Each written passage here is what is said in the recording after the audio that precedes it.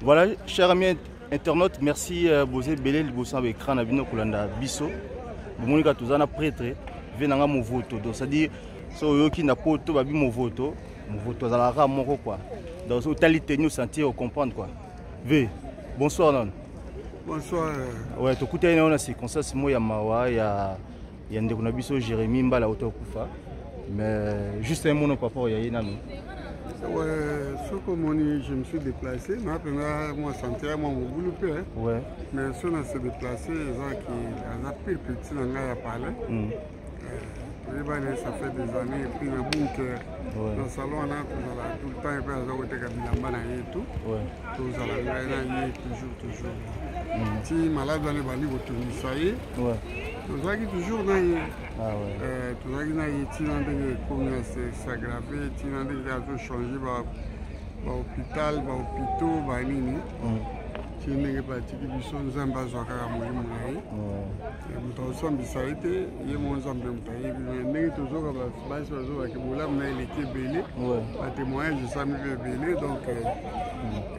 Mais la monnaie qui est pendant la monnaie qui est na moni yo tana filmé na matanga na monnaie qui pendant vous avez une émotion makasi. Émotion pas ça moto na sala qui na yé. Vous comprendre ndekaka ndekonanga kufia le voit qui moto azotambola ta oyeba te ki ne moko mebembe lelo na poko. Donc biso beto ndimai to zeweka ki. Ve toujours malobeza kaka ve. Ouais. Comme mebembe pour moi pas zo solo là. Là ko solo là bien bon. Du coup va nouvelle ya kufi bon. Ta mon kana nzambe akende ko pema na boboto. Mais ve teni ndozo tikate teni bilele toujours zotika TV. C'est noble, hein? Je suis noble. Voilà.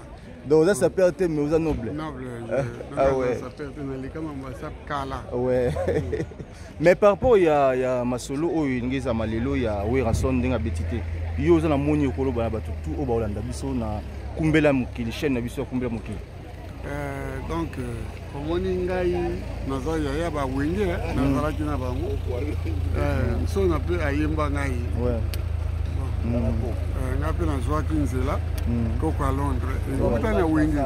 Koko à Londres et uta na wenge. Donc na kata masolo 12 donc lelo to kabani vraiment ça na mama ya Noël njama ya makambo ya kapele kakalango oso beta salana ta 5 fois 4 fois na kanisi comme tu misate bana na kana parler les fufu tika donner le temps au temps et kole kanango mais balobi bata poto balingi ndule beta matin na poto est-ce que yo nous êtes d'accord na makambo nyos nga mwana kulugata iata oizate na ligne te tourner contre rien. Ah ouais. Vous comprenez? Un seul contre tous ces Simbate. Donc vraiment tout c'est quelque chose que Nicolas Koya beta quoi. Ah ouais. Merci V. Merci à vous. Ouais, merci V na CP makasi na zui moi et lo mona yo esalinga bien. Donc chers amis internautes, tous qui na V na biso. Tu tous moi et lo moi vite fait na V en plein matin à Jérémy Mbala. Voilà, chers internautes, ils ont dit moi et l'eau qui est kakatonga tout ça la bino pour tous moi vite fait quoi. Mais à tout à l'heure. Voilà, chers internautes, quand on est qui bino tout ça on a matanga, tous Yves Bonga, autorité naturelle. Toujours. Bonsoir papa. Bonsoir. Juste un mot par rapport à Jérémy Mbala. Donc, on a présenté comme mes condoléances à la famille de Jérémy Mbala. Les gens de la Montpellier sont en Batela et Naboula Mouya Sala, la Mouya Solo le Pétoé. Nous avons Bomba et Ayamba et Nadikolo. Mais vous avez un souvenir ni à Jérémy Mbala? En tout cas, Jérémy Mbala a un souvenir à Kala. Quand il y a un poteau, on a un boaka, on a un merlin, on a une relation et tout une déco. En tout cas, je me souviens des bébés, j'ai comme une babine de triage. Je vais aller à la voilà. Mais journal le journée qui est mais esimbi te makambo esalami ebele mais yo koloba nini par rapport ya makambo nyonso nde esalami nayebi te bapapie nini bango bakotisa ye kuna en tout cas bon toyebi kaka mpe kini na zone rouge toyebi te bapapie nini bakotisaki soki ozalaka 10 kotisa 10 soki oya 10 okoti 40 50 boape mino neni mais j'espère que dans la casino de Paris bientôt va faire là. On a déjà pris des visas. On avance toujours. Ah donc aussi des visas pour la casino. Nous on avance. Et est-ce que ça matin ndenge ya yo sur tout ça ma? C'est ça ma bon pour la chose à Nzambe quoi. Ça m'a beaucoup de choses na nzela malamu. Ah ouais. So les mingi po sanza. Ah ouais. Les paiement. Donc bon ba ngaba lia mingi yango esali bongo. Bon, j'espère pas, ambassadeur moi voilà. Ok. Voilà chers amis, on est tous à tous voir moi ba biloko vite fait na batu donc to la Sabino pe moi ndenge matangeleki mais tous zo pe batu. To Sabino par rapport ya matanga ya Jérémy, to Sabino pe par rapport ya concert ya Weranson ndenge rataki. Donc il fallait ça malelo mais ça la mité. Donc à tout à l'heure. Voilà, chers amis, notre canal est tout ça.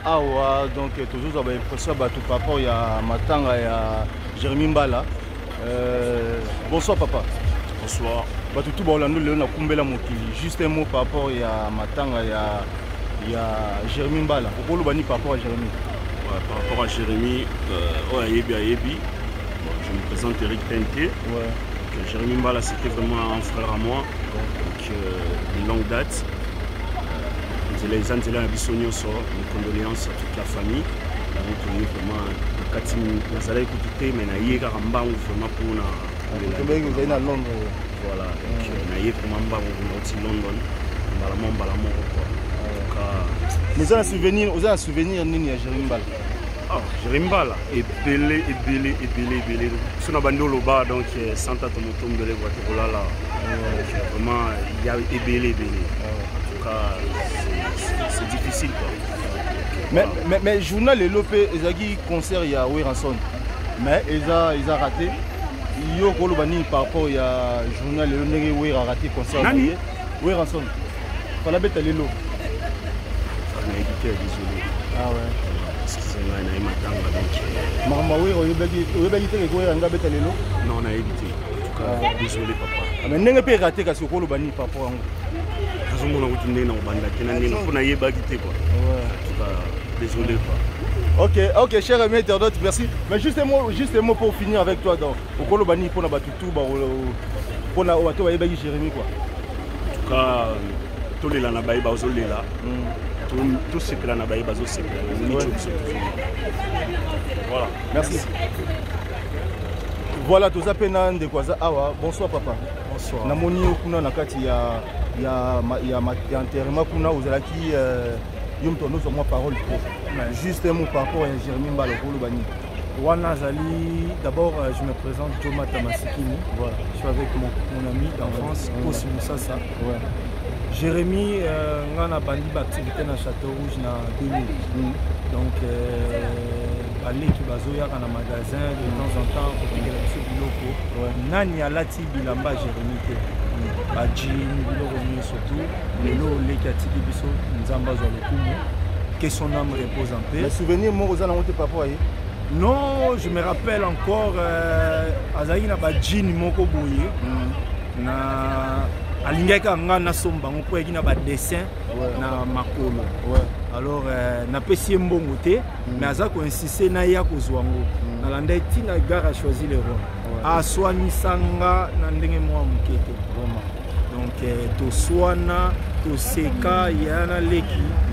Mais aza toujours na mutema yango na ko croiser maboko te sans na meka pe ko organiser pour ayebi musala ko ngai yana na sala na Paris.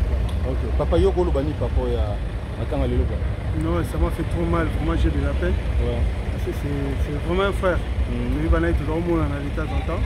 Nous avons ça à business, on a peine à Château Rouge. Tout le monde là. Malgré tout ce côté, mais c'est un frère, je le connais depuis longtemps. Sur la mine, donc ça m'a fait trop mal. Par ma grande surprise dans ma vie, je ne savais même pas qu'il était malade et tout d'un coup. Vraiment, que son âme repose en paix. Merci papa, on a CP Makas. Derrière. Voilà. Chers amis internautes, on était là avec Bato Baïbali Jérémy. Ça n'est fini pour aujourd'hui. Donc, frère Atiki Bisso. Kumbela Mokito, Zalarawana toujours pour Nabino. L'événement tout au Laxarango pour Nabino. Donc, Kumbela Mokilikara.